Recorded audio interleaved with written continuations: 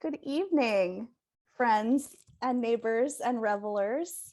I'm Ariel Cates. I am wildly no longer the director of programming at Village Preservation, but gosh, I'm so glad to be with you all here tonight to close out a truly amazing year of programming. I'm just so glad that you are here with us now and that you have been here with us. So very, very grateful to be here. The quick pitch is that Village Preservation has been documenting, celebrating, and fighting for the preservation of Greenwich Village, the East Village, and NoHo since 1980. The organization works to expand and extend landmark and zoning protections and stop inappropriate development, while also encouraging appropriate development in their neighborhoods. With roughly 75 programs a year, most of which are free and open to the public, Village Preservation's events are meant to illuminate the cultural and architectural heritage, history, literature, and depth and the value of preservation in our communities. And as a nonprofit membership-based organization, your involvement and support mean the world. You can learn more on the website, villagepreservation.org, and please consider becoming a member or making a donation if you're able at villagepreservation.org/donate. So just a bit of Zoom protocol. My wonderful colleagues, Linnell and Hugh and I won't be visible during the talk, but we'll be here.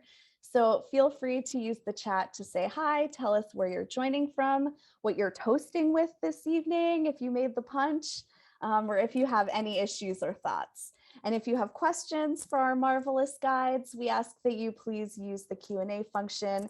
That will just help me to keep track of everything so that we can get to as many of those as we can following the presentation. So thanks for that. So I am very pleased to introduce these delightful folks who join us from Bootscrape Entertainment's literary pub crawl. Their collective in-depth knowledge and underground cult status has brought passion for history, literature, and drinking to the village since 1998. Their Greenwich Village tour is one of the oldest continuously operating walking tours in the village. There are lots of ways to learn more about their work and get involved, so I'm going to put a bunch of those links in the chat. Please check them out. Eric Chase is one of the co-founders of Literary Pub Crawl and Bootscrape Entertainment, and I'm going to turn the evening over to him without further ado to introduce his fellows. Eric, take us away. Ariel, thank you very much. I'm really excited to be here. I do want to do one quick shout out. Periodically, we'll have to have a little meeting about what we're going to do for an event for this Village Preservation Society, and so Ariel and I will set up a call. It's usually set up for about a half an hour meeting on our Google Calendar, but I always set aside at least an hour, because I know that we are just going to talk, and we're going to talk about the world, and we're going to talk about the situation and the things that are going on, and we're going to end up feeling positive and inspired from these conversations, and I find them so engaging and invigorating. I will certainly miss those with this, but I have no doubt we'll have others. But Ariel is a wonderful person. If you haven't had a chance to meet her in person, she brings a lot of positivity to the world, and I think that's something that we should all take away with us. So Ariel, we will certainly miss you, and we appreciate you joining us here with this. And it's true. I'm like, oh, I can't just do a half an hour because Ariel and I are going to talk. True. And it's always a wonderful and inspiring conversation. So thank you. Cheers. Thank you for that. I would love to introduce my team. I'm going to do it quickly because we have a lot of fun research that we put together on this. So if I could have the rest of my team to unmute their mics and their cameras. I have Rebecca and Rose with us today. And also, as you can see there, we have our newest member, Robin Steve. Give a little bounce for us. Robin. There she is. So they've been with us for a while. Robin has not been with us for a while, as you can probably gather. However, Justin is doing daddy duty tonight, solo daddy duty tonight. So at any minute, Robin may dictate the course of the rest of his presentation. So we are relatively prepared to jump in at any moment. But who's a cute little girl? And Becca and Rose have been with us now for a while. They've been wonderful contributors to this powerful, strong, inspiring, and thoughtful women who have brought a lot to the tour in our community And we are really thrilled with what we've put together here. Obviously, this time of year, there are many religions that have a ceremony that happens at this time. We're focusing on Christmas, as it tends to be the more prominent one here in America, and much of the traditions that are associated with the tradition of Christmas actually come from writers of New York and New York City and members of the literary community here. So we wanted to kind of highlight some of those and where those roots are. But real quickly, we wanted to bounce our way through just the history of how we went from a floating mass of rock in space 4 billion years ago into celebrating the tradition of Christmas here on the 25th of December. So Justin, can you do a real quick 3,400,000,000 in 10 minutes history of December 25th? It's true. We're going to go at the speed of 100 million years every 4 seconds. So yes, a little bit of history leading up to all this holiday stuff. So in the beginning, many beliefs had a winter observance of sorts, whether it was to mark celestial occurrences or celebrate a harvest, or you could keep a population engaged, or to thank our higher power for future prosperity. The Romans, for example, celebrated something called Saturnalia. The Persians had something called Sadeh. I think I'm pronouncing that. You'll have to excuse some of my pronunciations for some of these. Slavs had something called Maslenitsa. And then, of course, Germanic tribes had Yule, which we may have maybe a little more familiar. Pagans, which were kind of a general term for all non-Christians, had various winter solstice traditions, which again were varied. Could be nearly anything, mostly about the solstice and the weather. And Jews, of course, had Hanukkah. So by the 4th century, the Christians of Rome, Greece, Egypt, Palestine, and Syria decided that they needed a holiday of their very own. So we found that there's a weakly supported theory that in 350 AD, Pope Julius I, yeah, you a big fan of Pope Julius I, was the first to proclaim December 25th as the official Catholic Christmas holiday and the birth date of Jesus.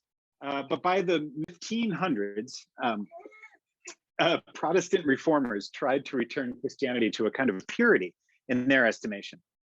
If it's not in the Bible, then it's not Christian, was the slogan that inspired them. So what that means is out went things like Latin, nuns in convents, monks, monasteries, popes, cardinals, statues, pilgrimages,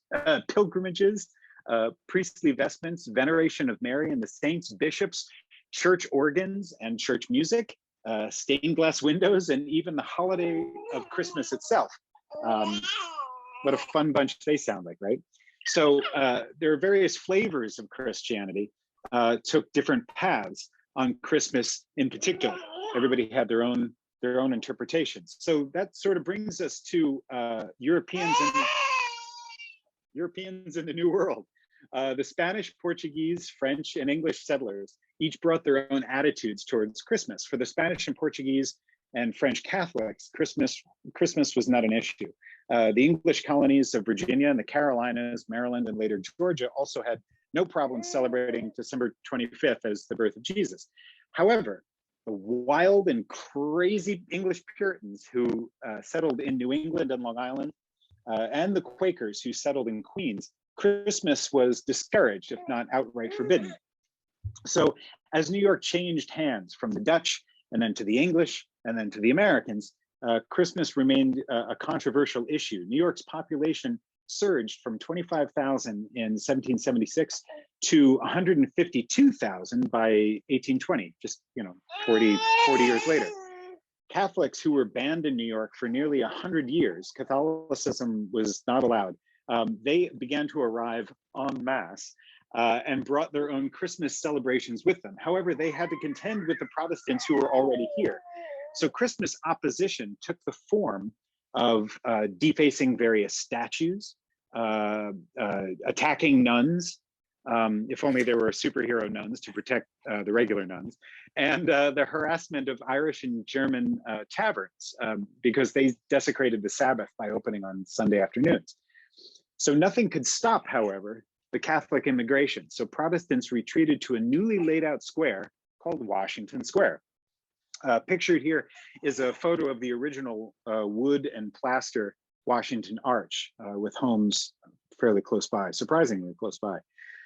Protestants took over the reins of power from here, this is where you found your elite bankers, your mayors, intellectuals, industrialists, and various inventors. However, Christmas cheer could not be found in Washington Square. In her book, Old New York in 1924, Edith Wharton does describe throngs of visitors who passed from one brownstone to another, the merriment of greetings, the bowls of punch, and the tables laden with food.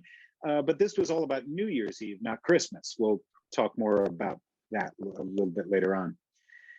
Christmas joined the ranks of issues such as slavery, women's rights, corruption, immorality, crime, drugs, prostitution, gambling, and alcohol as major moral issues of the day that risked plunging the city into chaos. In fact, seasonal violence in the early 1800s led the city to establish its first professional police force following a very particular Christmas riot.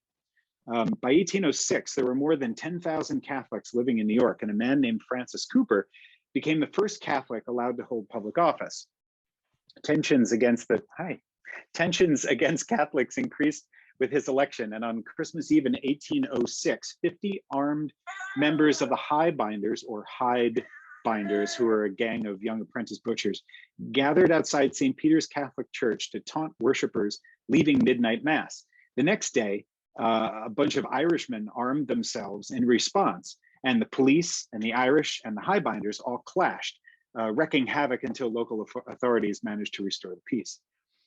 So there indeed was a real St. Nicholas.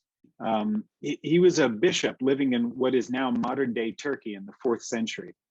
His feast day, which is December 6th, has been celebrated as a holiday by Northern Europeans since the Middle Ages. Also known as Nicholas the Wonder Worker, he is the patron saint of sailors, merchants, archers, repentant thieves, prostitutes, children, brewers, children, brewers, pawnbrokers, unmarried people, and students. I assume that's what you were cheering for. By the idea of someone magically traveling from house to house, judging your children's worthiness of praise or punishment, is also found in other Northern European cultures as well. The Dutch, for example, have somebody called Sinterklaas, traditionally who rides a white horse, much like the Lone Ranger, while giving out candy or punishment as needed. The English Father Christmas from the 16th century, during the reign of Henry VIII, was pictured as a large man, sometimes in green robes, sometimes in red robes, usually lined with fur. He usually typified the spirit of good cheer at Christmas, bringing peace, joy, good food, and wine and revelry. In Norse mythology, supernatural and ghostly occurrences were said to increase in frequency, such as during this time, such as the Wild Hunt, which was a ghostly procession through the sky. The leader of the Wild Hunt is the god Odin, a blue-hooded, white-bearded gift-bringer who rides the midwinter sky in his 8-footed steed Sleipnir. He just looks like somebody you don't want to meet in a dark alley. In Italy, in Italian folklore, there's a woman named Befana, who is an old woman who delivers gifts to children throughout Italy on Epiphany Eve, which is the night of January 5th. In a similar way to Santa Claus, she's usually portrayed as a smiling hag riding a broomstick and is covered in soot because she enters the children's houses through the chimney with a bag filled with candy and gifts. Snickel is a crotchety, fur-clad Christmas gift-bringer figure in the folklore of southwestern Germany. Snickel is a man wearing furs and is typically ragged and disheveled and carries a switch in his hand with which to beat naughty children, but also pockets full of cakes for the good ones. There's also, in Russian culture, in Slavic mythology, there's somebody named Ded Moroz, who is possibly the Blue Wizard of Middle Earth. Could be that too. He's translates as a Grandpa Frost. He is depicted bringing presents to well-mannered children throughout December.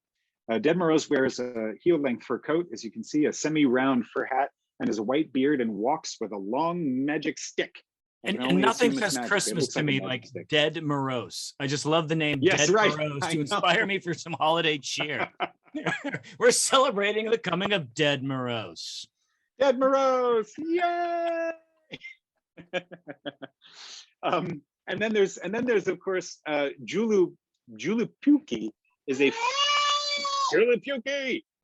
Finnish Christmas. I didn't mean to yell in your ear. Is a Finnish Christmas figure. The name means Christmas goat in Finnish, and some believe that Julipuki is the earliest form of present-day Santa. In America, this brings us all back around to America. John Pintard was the first to actively popularize the secular holiday celebration of St. Nicholas Day on December 6th. Pintard's reboot of St. Nicholas Day was first held at City Hall for members of the New York Historical Society on December 6th, 1810. At that party, Pintard passed around an engraved picture showing St. Nicholas with two children, one good and one bad, and two stockings, one full and one empty. Thank you, Justin, and thank you, Robin. For those of you who are not parents, that is 6 minutes of what all day is like. Yeah, pretty much. Well, thank you very much, and we can't wait to see what Robin's Christmases are like in the future. Thank you, Justin, for going through that with young, adorable Robin. Now, one could argue, and I'll be that one, why not, that Santa Claus is the reason that New York City owes its existence. At least according to Diedrich Knickerbocker in his diaries that were later called The History of New York. Now, Knickerbocker was an old Dutch scholar and historian. He went missing one day and only his notebooks were remaining. And there was some people who were searching for him. Some news articles went out in search of poor Diedrich Knickerbocker. A lot of publicity, garnered a lot of attention to his diaries. All of this, of course, was fiction, as Diedrich Knickerbocker was a made-up name and a fictional creation of Washington Irving. Now, Irving had put out the articles about him going missing and published these diaries as The History of New York. And these are a satirical look at the beginnings of New Amsterdam and New York, and in some sections, also very accurately depicting what life was like there. So it sort of does a double duty of both making fun of New York, but also giving those of us now in the future a look at what life was actually like back then. Within this book, Irving is often credited as being the first to start popularizing St. Nicholas as more of the Santa Claus that we know today.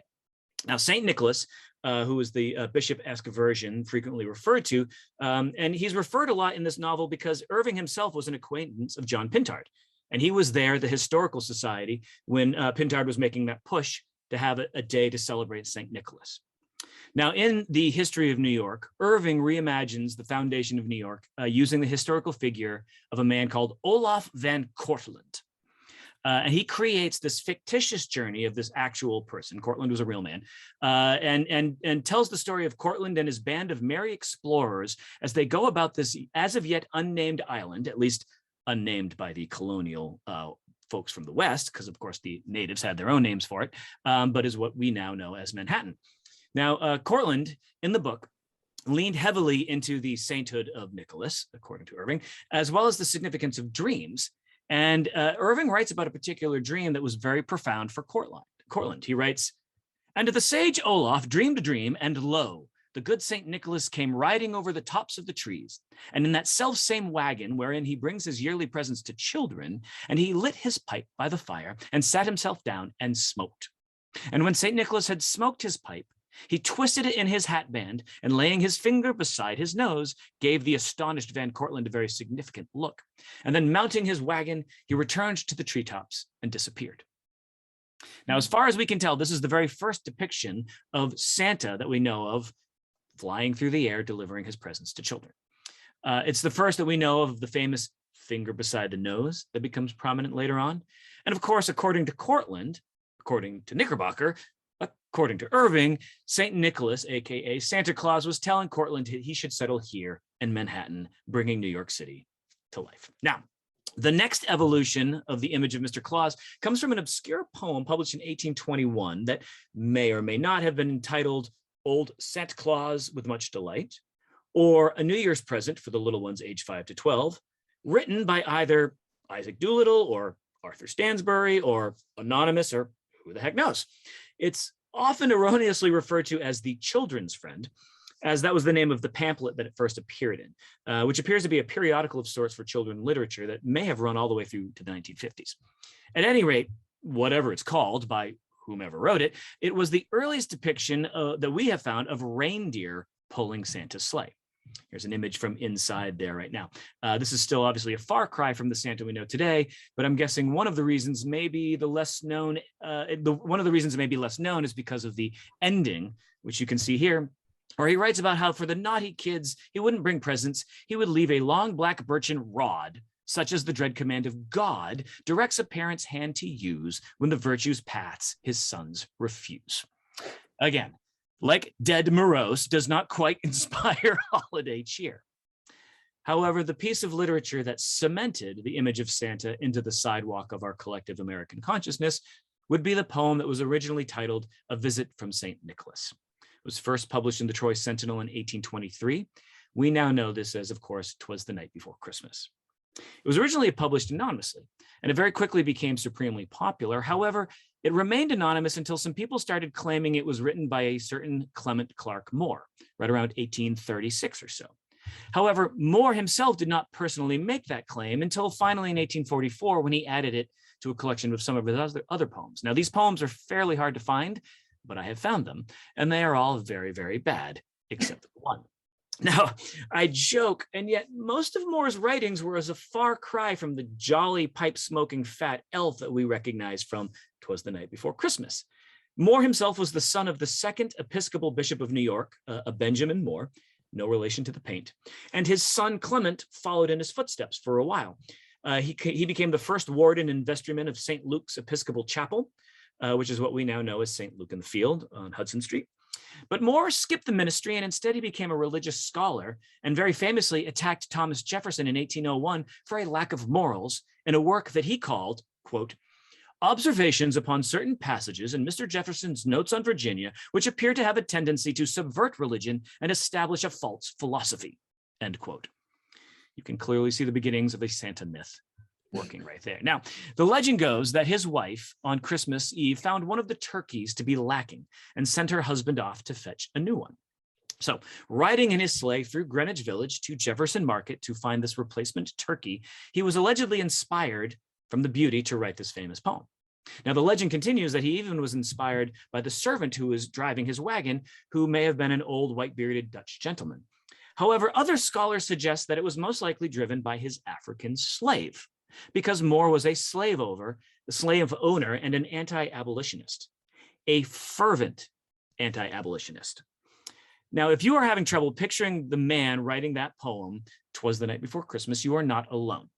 He has been described at times as dry, stuffy, a curmudgeon by some.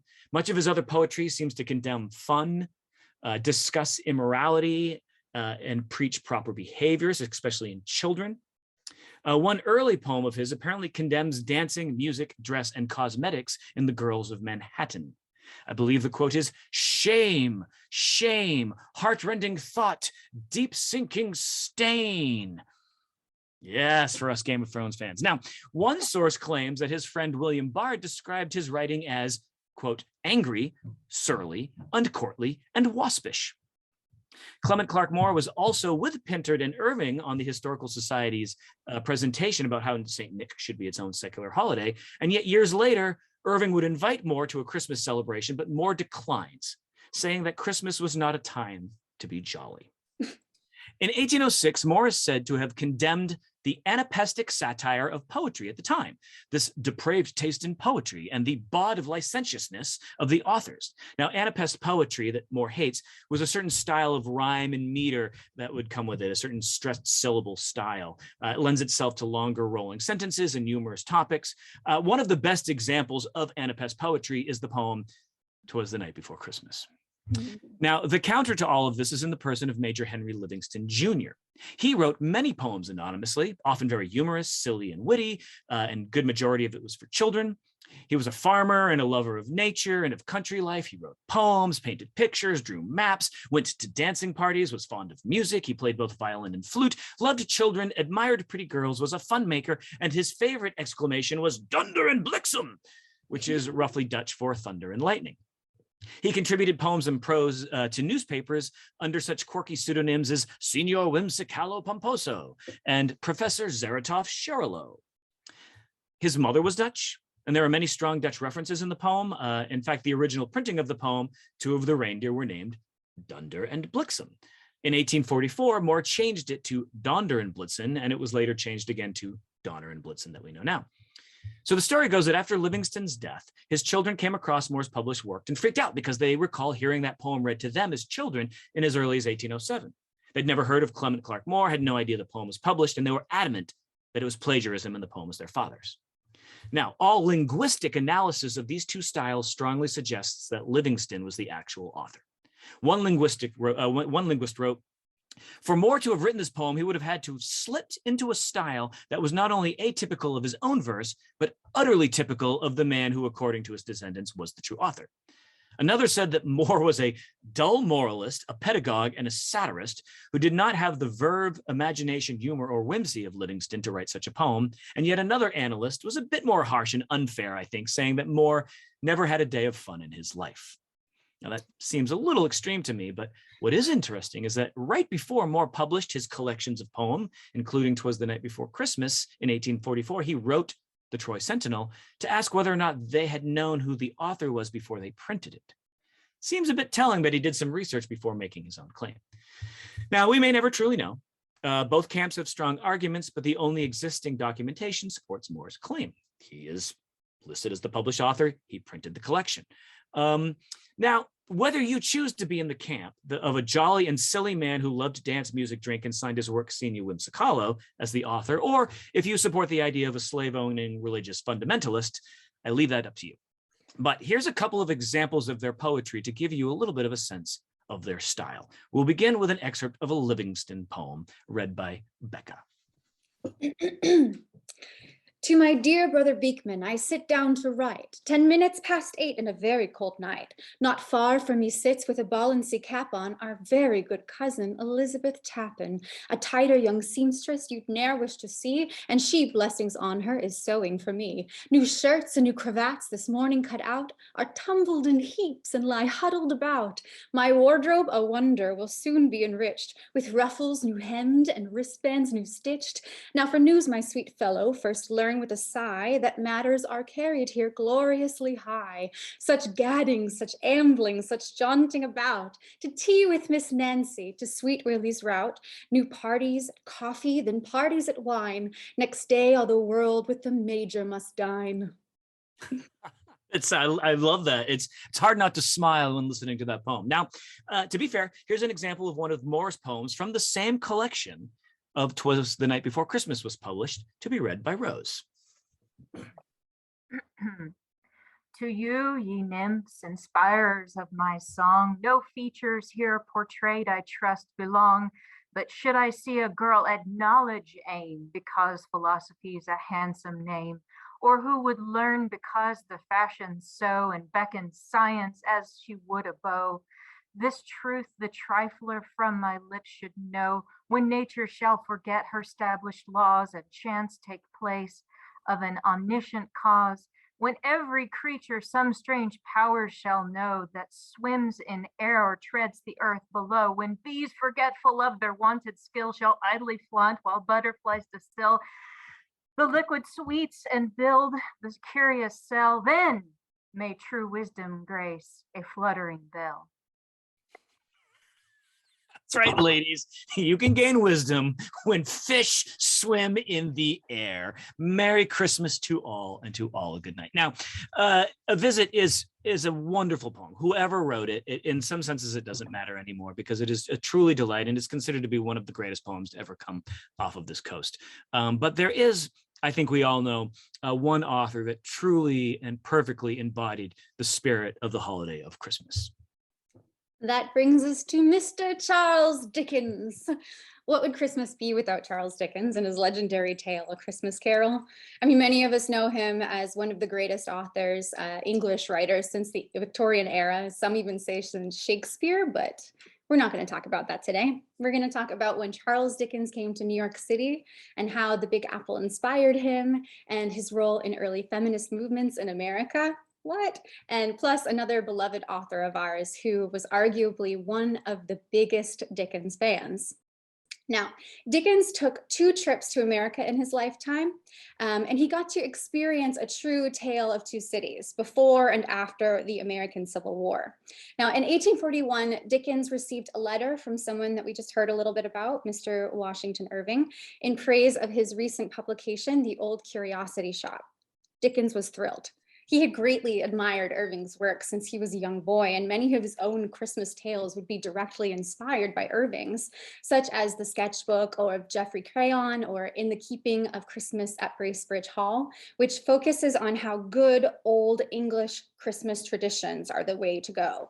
Now, these 2 shared the belief that with Christmas as the catalyst, we can bring forth social reform and we can close the gaps between class and wealth, and by restoring faith in things like kinship and goodwill. Basically, how to be a good human. Now, Dickens lovingly replied to Irving's letter saying, "I wish to travel with you down to Bracebridge Hall." They did not go to Bracebridge Hall. However, a year later, after many more letters passed between them, Dickens made his first trip to the United States in 1842. He traveled all over for about 5 to 6 months. He spent a great deal of time with Irving. He celebrated his 30th birthday here. He spent a full month in New York City, just giving lectures, visiting prisons and hospitals, attending fancy dinners, writer kind of stuff. But Dickens' experience was actually very mixed. He had already established a very large following in America, but he was literally followed around by adoring fans everywhere he went. And some scholars suggest that this trip actually altered his ego for the rest of his life. Now, he also ended up getting a lot of negative press during his time here because his primary reason for coming to America, besides seeing Irving, of course, was to fight the good fight for international copyright laws due to the gross piracy of his work here overseas. Now, the press and the people were not pleased. They felt that he should be more grateful for their admiration, of course. And shortly after he left, Dickens also published 2 pieces inspired by his journey, one being American Notes, which was a very critical travelogue about the general state of affairs and cleanliness, or lack thereof, of the US. And the second being Martin Chuzzlewit, which is basically a satire of 1840s America, dealing with themes like excessive selfishness and fraud and greed. Now, in an ironic twist, Dickens had spent way too much money on his tour in America, and he had like 10 children back home to feed, so he needed to make a quick buck. What was his solution? Enter A Christmas Carol. He wrote his masterpiece in 6 weeks, releasing it just in the Saint Nick of time. I'm sorry, Eric made me do that. In 1843.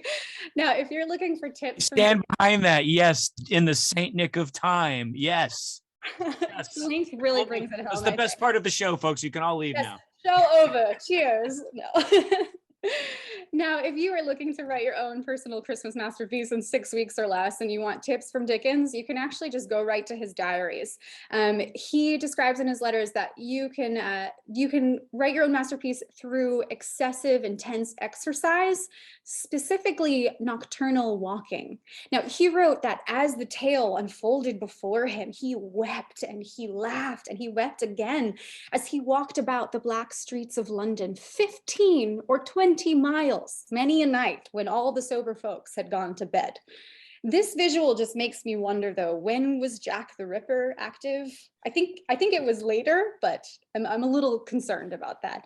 Now, speaking of spooky stuff, let's talk about where the ghosts come from. There are a lot of ghosts in Christmas Carol, and I never thought about this before, but apparently a very normal Victorian tradition was to share ghost stories around a fire on Christmas Eve. It's based on some of the pagan rituals that we heard about earlier, where winter solstice celebrates the death of the light, and it's one of the most haunted times of the year, which explains why so many ghosts are able to just break right through and talk some sense into Scrooge. So if you get an inkling to watch a scary movie around Christmas, you know, the Victorians and the pagans will salute you. But I would like to warn you, just sprinkle a little salt around your fireplace to be on the safe side, because another pagan ritual to just summon in all those spirits into your home is to decorate your hearth with things like, you know, like super witchy stuff like pine and cinnamon sticks and holly. So just be careful out there. Now, unfortunately, while A Christmas Carol brought Dickens unfathomable fame, he didn't make any money off of it. The book sold out all 6,000 copies within just days of its release, but it was underpriced and it was overproduced. It was very expensive, and he only made £230 off of the first printing, which is just insane to think about. The cultural shift, however, was impressive. It was effective. Dickens accomplished exactly what he and Irving had set out to do through his story. He reinvigorated the celebration and the spirit of Christmas. And as a result, we actually saw a shift towards more charitable efforts among our Victorian people. And now with that, I'd love to share one of my favorite excerpts from A Christmas Carol. If Robin allows, Justin, would you mind? I think so. So here we go. You ready, Robin? So the bed was his own, the room was his own, best and happiest of all, the time before him was his own to make amends in. I will live in the past, the present, and the future, Scrooge repeated as he scrambled out of bed. The spirits of all three shall strive within me. Oh, Jacob Marley, heaven and the Christmas time be praised for this. I say it on my knees. Oh, Jacob, on my knees. He was so fluttered and so glowing with his good intentions that his broken voice could scarcely answer to his call. Yeah, his hands were busy with his garments all this time, turning them inside out, putting them on upside down, tearing them, mislaying them, making them parties to every kind of extravagance. I don't know what to do, cried Scrooge, laughing and crying in the same breath and making a perfect lacoon of himself with his stockings. I am as light as a feather. I'm as happy as an angel. I'm as merry as a schoolboy. I am as giddy as a drunken man. A Merry Christmas to everybody. A Happy New Year to all the world. Hello there. Whoop, hello. He had, lots of crying too. He had frisked into the sitting room and was now standing there perfectly winded. Ooh, I have to and say, I got Justin, some clapping. your joy is kind of scary sometimes, Justin. You're an Eisner to cry. It's not just Robin. But also it's kind of kismet, because a lot of people describe Scrooge, if you see the show and the scene, as like a child or a baby bouncing around in bed. So Robin really added to the performance, in my opinion. Now, I also wanted to mention that anyone who wants to get a look at the original manuscript that was handwritten by Charles Dickens, it's actually right here in New York City at the J. Pierpont Morgan Library on 36th Street. What's really fun is they display it every year during the holidays, and they'll turn one page every year. So you get to go see a new thing every time you go. Now, Dickens returned to the US in November 1867 for a reading tour, and this tour was far more successful financially. He made an equivalent today of like $2 million, so he did well. He performed 76 readings, 22 of which were at Steinway Hall in New York City on 14th Street, and his final appearance in the US was in New York City at a restaurant called Delmonico's on 14th and 5th. Now, it was at a banquet held in his honor by the American press in 1868, and he was a full-on rock star at this point. Everybody wanted to go see this, and it was reported in all the newspapers everywhere. But the thing is that only men were allowed, no ladies. So female journalists in particular were furious about this. And 2 days later, in direct response to their exclusion from the Charles Dickens dinner, the very first professional women's club in the United States, Cirrhosis, was formed. The club took it a step further, and they persuaded Delmonico's to become the first restaurant in America to serve women without male chaperones, which is mind-blowing. And then they continued to use that location for weekly meetings for many years to follow. And that, my friends, is where Dickens' legacy in early American feminism begins and ends. Our next author, however, was very involved in American feminist movements, and she was an abolitionist, and she attended a cirrhosis meeting. She was a Civil War nurse. She was also the first woman to vote in Concord, Massachusetts, and one of the biggest fans of Charles Dickens, Louisa May Alcott. Now, some of you already know this, but if you weren't familiar with this infatuation before, you will not be able to unhear it. Alcott's work is loaded with and at times directly modeled after Dickensian tales. I can't name them all, but I'm going to give you a couple examples. Let's start with the Pickwick Papers. By Charles Dickens. Alcott started her own Pickwick Club with her siblings as a child. They published their own Pickwick portfolio, and that's all featured in Little Women. And there's also the title of Little Women. Some scholars suggest that it's a direct reference to Dickens' core female characters, such as Little Nell and Little Dorrit. And like Dickens, Alcott loved the theater, and it's said that she's produced and performed in all of his works. And she famously performed as one of his characters, Mrs. Jarley, in a traveling wax show in 1865. That same year, she traveled to London, where she saw Dickens read, and she visited many of the locations that were used in his stories, which she describes in A Dickens Day. She also wrote her own version of A Christmas Carol, but she geared it more towards children, called A Christmas Dream and How It Came True.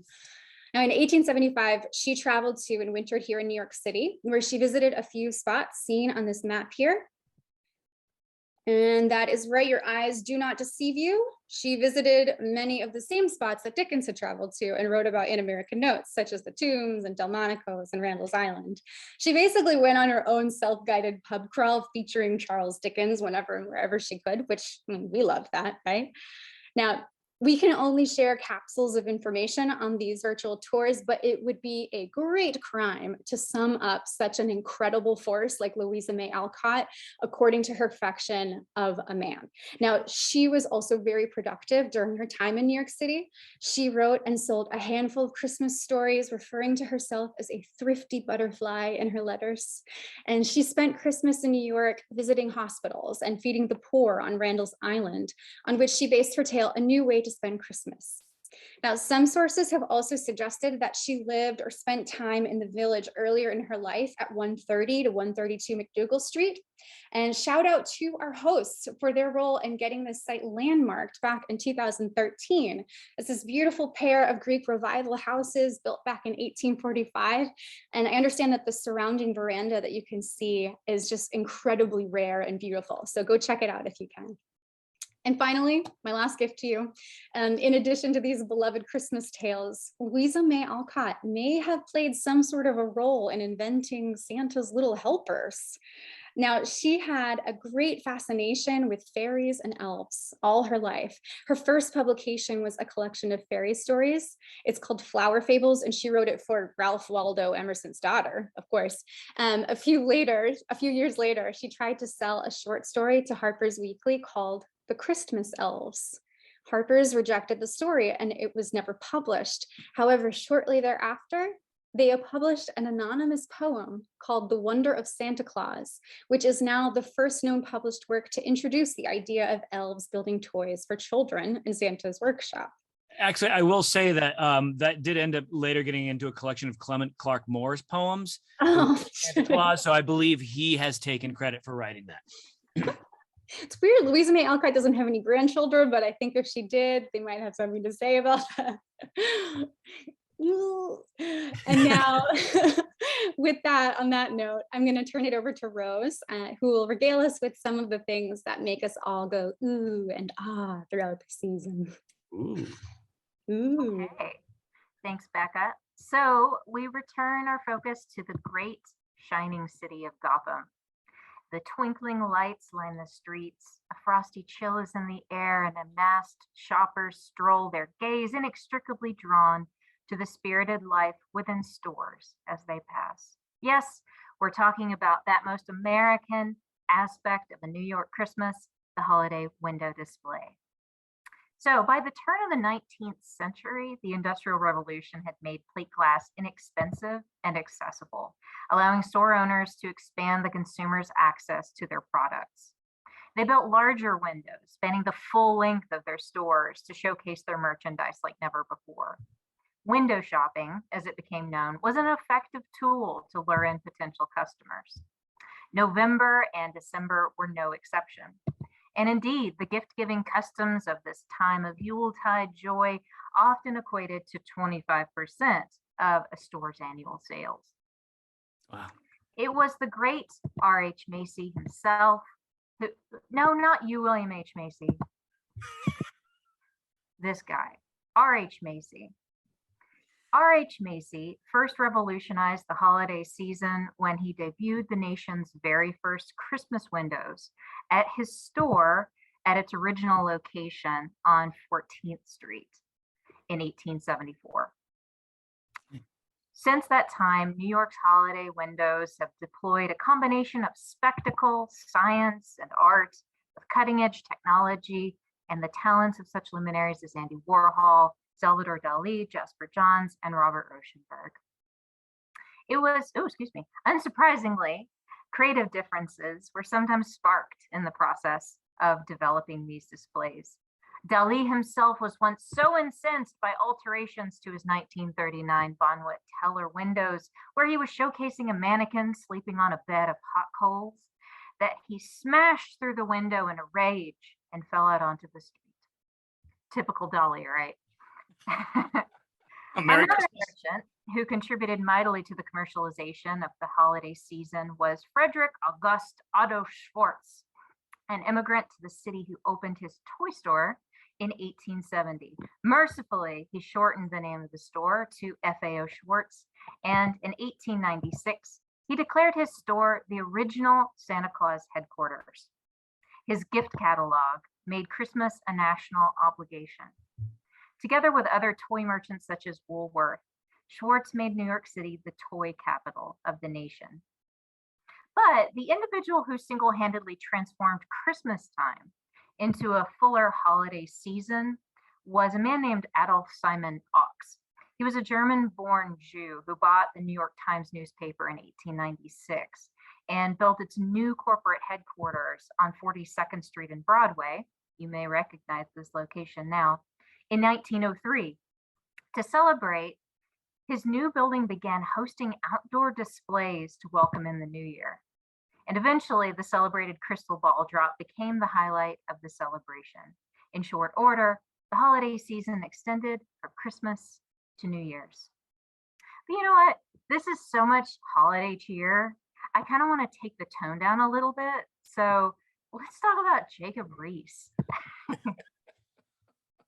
So Reese, as you may know, was a Danish-American journalist, photographer, and all-around muckraker who first brought the attention of the masses to the conditions of the poor living in New York's tenements. His most famous work, How the Other Half Lives, interestingly, was first published in Scribner's Magazine at Christmas, 1889, before he expanded it into a full-size book. Reese devoted his life and his talents to exposing the conditions of the less fortunate and was an outspoken supporter of spreading wealth to the lower classes. Now, that being said, Reese's relationship with his tenement subjects was admittedly complicated. His depictions of African Americans being happy with their plight was understandably criticized. And, while he was an immigrant himself, he apparently harbored strong intolerance toward other immigrants' struggles. Nevertheless, his work and the subsequent involvement of other social reformers helped to shed light on the grim conditions of the city's newest citizens. But I ask breathlessly, did you know that Reese also wrote Christmas stories? Now, let me temper your expectations, history nerds. His stories were not great. They feature such classics as The Kid Hangs Up His Stocking, Is There a Santa Claus? The Krogan's Christmas in the Snowshed, and of course, the riveting Jack's Sermon. Suffice it to say, I read them so you don't have to, okay? And the question I'm mainly left with is like, who asked him to write these stories? But alas, despite their withering, often proselytizing tone, Reese's Christmas stories not only highlight the humbling reality of the tenements, but also the spirited determination of the inhabitants. In one of his better ones, titled What the Christmas Sun Saw in the Tenements, Reese wrote, The lights of a Christmas tree show against the grimy window pane. The two children are busily engaged fixing the goldfish upon one of its branches, 3 little candles that burn their shed light upon a scene of utmost desolation. The family wash, clammy and gray, hangs on a clothesline stretched across the room, and under it, at a table set with cracked and empty plates, a discouraged woman sits eyeing the children show gloomily. It is evident that she has been drinking. The peaked faces of the little ones wear a famished look. The boy shakes a branch, and the goldfish leaps and sparkles in the candlelight. "See, sister," he pipes, "see Santa Claus," and they clap their hands with glee. The woman at the table wakes out of her stupor, gazes around her, and bursts into a fit of maudlin weeping. Depressed yet? Good. So let's make like Reese's abandoned wives, shall we? And drink. But first, as Justin mentioned before, much of the tinsel and fanfare about the holidays first centered around the new year. Indeed, if you read Dave Wondrich's spirited history book, Punch, you'll find that there was an old Dutch tradition on January 1st called the New Year's Call. Up until the end of the 19th century, this event involved gentlemen going from house to house, quote, saluting their womenfolk and imbibing a glass of punch from the sideboard before strolling on to the next. According to socialite Mary Elizabeth Wilson Sherwood in her guide, Manners and Social Usages from 1887, the customs became quite embedded in the culture. She writes, "A lady who expects to have many calls and who wishes to offer refreshments should have hot tea and coffee and a bowl of punch on a convenient table, or better still, a silver kettle filled with bouillon standing in the hall, so that a gentleman coming in or going out can take a cup of it unsolicited." Can I just say, sorry to jump in, but if anyone was going to write a book about manners and social usages, it would be a woman named Mary Elizabeth Wilson Sherwood. I mean, it's literally her name was her calling. Exactly. She would have like numbed you into silence by the time she finished her name so that she could then preach at you about what you should do and not do. But I digress. Undoubtedly, festivities tended to devolve by the end of the day, with some crews of young knickerbockers drunk as boiled owls, speeding from house to house in pursuit of more free booze. Now, punch is a holiday drink, might not ring many bells for you now. You might be forgiven for thinking of this guy instead. But punch, or aqua vita, as it was first known, would not have been unwelcome in the colder winter months in the early days of our union, as it frequently involved a mixture of the common cold preventatives to put the hard winter thoughts at bay: lemon, sugar, sparkling wine, and lots of liquor. Any kind, as long as there was lots of it. And on that note, we toast. Toast. So if you had the opportunity to put together the punch that we have celebrated now as our own official pub crawl punch, feel free to raise a glass and join in with us. I will say that Rose ended up fine tuning this and doing the math to make a single serving recipe, because punch is usually made by big vats with lots and lots of liquors within. And I also say that she did test it and she's still standing here, as Justin pointed out. So that's a good sign. And not only she didn't test it once, she went through a rigorous training process of morning breakfast, noon lunch, happy hour, evening, and nightcap. Punch, punch, punch, punch, punch, to make sure that we had the success that we're going to hear today. So cheers. Happy holidays. I'll share a quick quote from A Christmas Carol, where the ghost says, "A small matter to make these silly folks so full of gratitude." "Small," echoed Scrooge. "Why is it not? He has spent but a few pounds of your mortal money, 3 or 4 perhaps. Is that so much that he deserves this praise?" "It isn't that," said Scrooge. "He has the power to render us happy or unhappy, to make our service light or burdensome, a pleasure or a toil. Say that his power lies in words and looks, in things so slight and insignificant that it is impossible to add or count them up. The happiness he gives is quite as great as if it cost a fortune. May we give such happiness and make everyone's burden light in our daily lives." Cheers. Cheers. And I will say, as much as Jacob Reese's works are probably quite of a Clement Clarke Moore quality, it is important sometimes to recognize that even though we do celebrate the holidays, and most of us who are probably on this are going to be very fortunate with what we celebrate, not everyone is as such. And I think one of the interesting themes that comes through many of the different religions that celebrate something during this time is recognizing that not all of us are as fortunate as each other, and that it's important to remember those who are hungry through our fasts and those who are not as fortunate to have the shelter of our home and not as fortunate to have a pile of gifts under our trees. But with that being said, we wouldn't be a proper pub crawl without at least talking about a pub. So I wanted to introduce you to our one literary pub that probably has the strongest connection to Christmas, and it is the beloved Pete's Tavern. Now, the building itself was built in 1829, originally as a hotel. We believed it was called the Portland Hotel, but it's a little murky with this history. There was a grocery store there for a time. Eventually, it became a saloon. Now, there's some speculation, at least according to one site, that it was a saloon as early as 1851. But according to Pete's Tavern's website and their glass sign, there was a saloon there in 1864. That's the official word, and I've even heard that the earliest documentation of a bar selling alcohol dates back to 1864, but since I have not actually seen this documentation, all I can do is regurgitate it as hearsay and wonder if maybe Clement Clarke Moore has some claims of opening the bar there as well, perhaps after he wrote about Santa's elves. Now, I did find a picture we'll show you here of a liquor license for that address that was made out in 1896.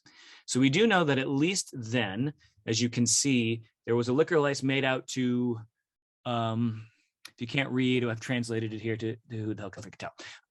We're not sure who this guy is, but we have proof, pure proof, that in 1899, Tom and John Healy purchased it and renamed it Healy's Cafe, as you can see here from this really cool shot. Now, often it has been referred to as the club by some of the neighborhood regulars back in the day being, 1899, 1900.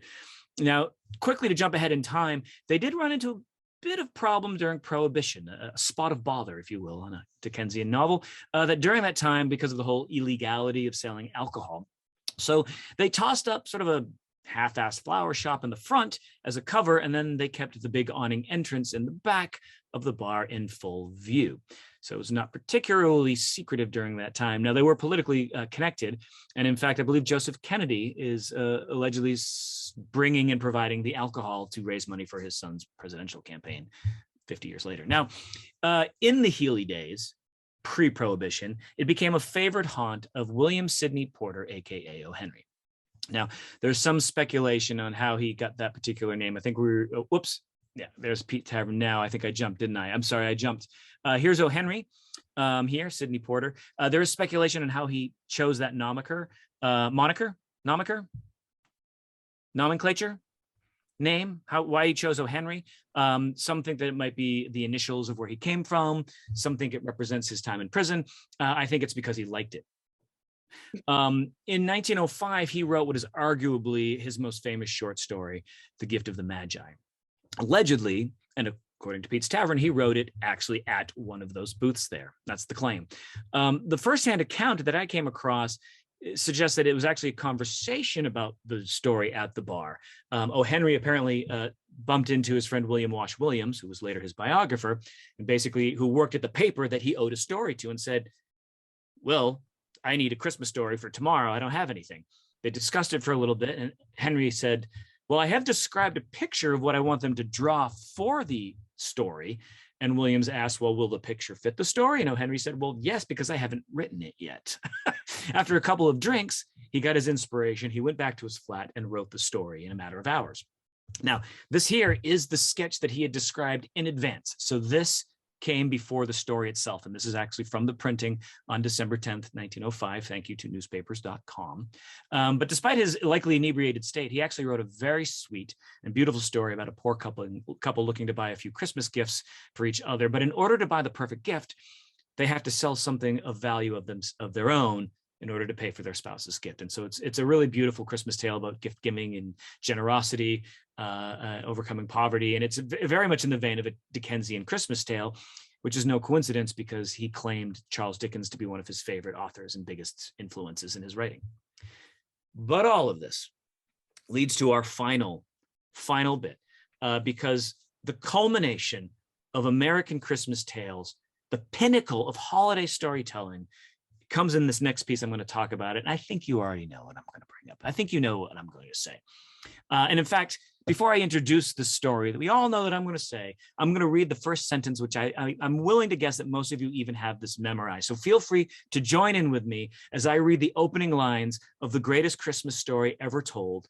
The lines begin, "It was Christmas Day, and Danny the car wiper hit the street junk sick and broke after 72 hours in the precinct jail." Yes, we are talking about A Junkie's Christmas by William S. Burrows. That classic tale that we all had read to us as children at school, in kindergarten, and beside the tree.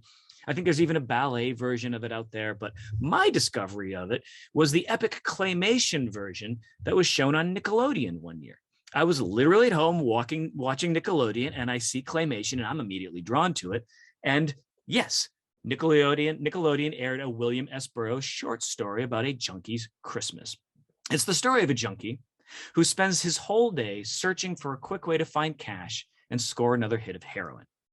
I get teary-eyed just thinking about this story and thinking about the heart-wrenching ending and a great example of generosity. I won't give it away. I suggest you go read it.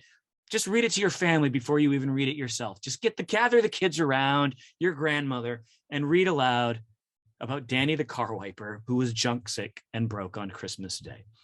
And with that, is there a better way to sign off on our holiday and literary tour of the inspirations of our Christmas traditions here? I do want to say thank you very much for joining us here. We have certainly been trying to adapt as the pandemic has changed our in-person tours. We've tried a few times to get them back and going. We've also found that gentrification has thrown another big wrench, and the realities of economics, a very economic downturn that we're going through right now has rendered our product in a bit of a transition period. We are still doing a few private tours here and there, and we're hoping to rework a more in-person experience come the spring. But in the meantime, we found this to be a really fun and invigorating way for us to explore even more in depth, because we're not limited to how far someone walk and how long they can walk before they need their next restroom. And those are two aspects of a pub crawl that as an owner, you have to think about. You can follow us if you're interested in learning more here at our Instagram, Facebook, and Twitter. At Lit Pub Crawls, our handle. You can also see our Patreon page, which I don't think I've looked at in a while, our website, where you can join our mailing list if you want updates. We only email you once a month or less, and that has been proven. And then also, if you do want to chip in with some holiday spirit, you can tip us through here, and I'm sure that Ariel will send us some links as well in the chat.